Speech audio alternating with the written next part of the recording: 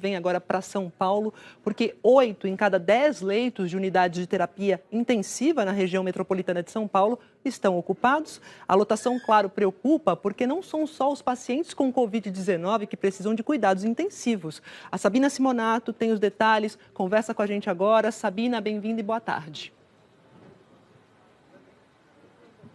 Boa tarde, Maju. Boa tarde a todos. Pois é, a gente tem falado da Covid-19, da superlotação dos leitos de UTI em hospitais não só aqui de São Paulo, mas em todo o país por conta do novo coronavírus. Mas nesse momento é importante a gente pensar num outro ponto. Qualquer um de nós, eu, você, Maju, você que está com a gente no Jornal Hoje, a gente pode precisar de um leito de UTI por qualquer outro motivo. Exemplo, uma grávida com uma complicação no parto pode depender de uma UTI. Um acidentado com um trauma grave também, um infartado.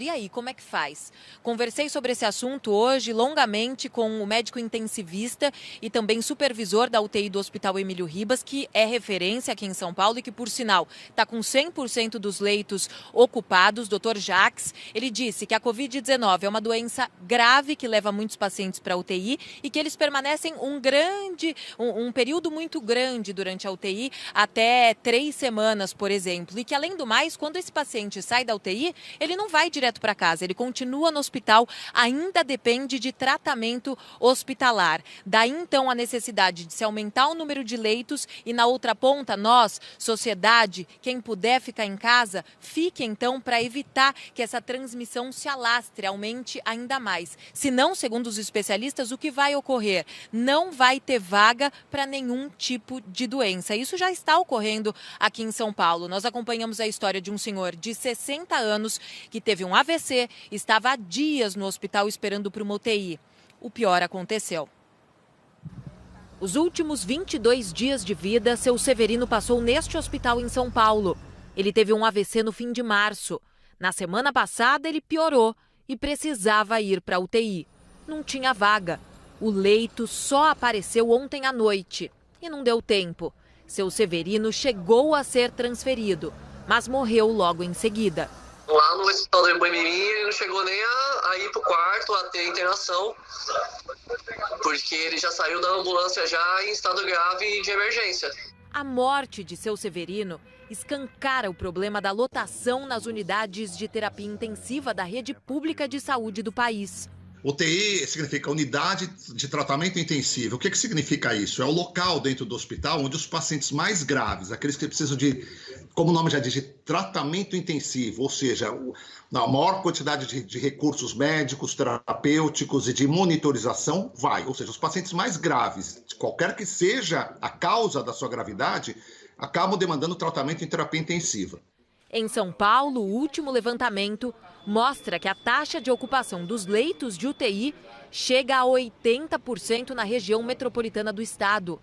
E aí a pergunta é: como ficam os outros pacientes que também dependem de cuidados intensivos? Onde que estão os pacientes oncológicos, os pacientes que tinham infartado, que tinham problemas neurológicos e que sempre precisaram de UTI? Esse é o grande problema. Quer dizer, se a gente satura o sistema, essa saturação vai impactar em todas as especialidades, em todas as pessoas que porventura venham precisar de terapia intensiva em algum momento. Especialistas reforçam que depende de cada um de nós o fôlego que o sistema de saúde precisa para superar esse momento de estresse. A importância é evitar esses casos, né? Quer dizer, o isolamento social é importante no sentido de que o espalhamento não se dê com uma velocidade suficientemente grande de maneira a você ter um sistema de saúde completamente impedido, né, de receber pessoas. Vamos achatar a curva, né? O que significa isso na prática? Significa que vamos ter que ter menos casos graves de Covid indo para a UTI.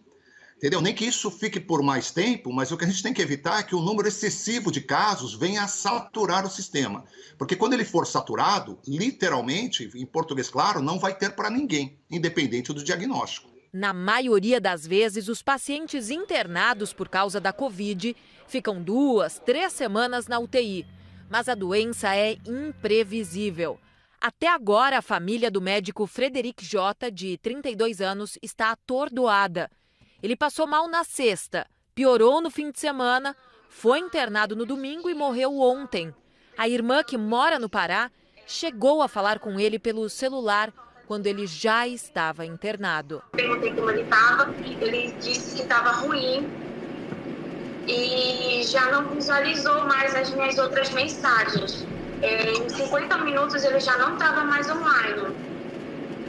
E quando foi meio-dia, o amigo dele me ligou, me dando a notícia que ele se sentiu mal, tentaram entubar ele e ele teve uma parada e não resistiu. Nossos sentimentos, então, à família do Frederic.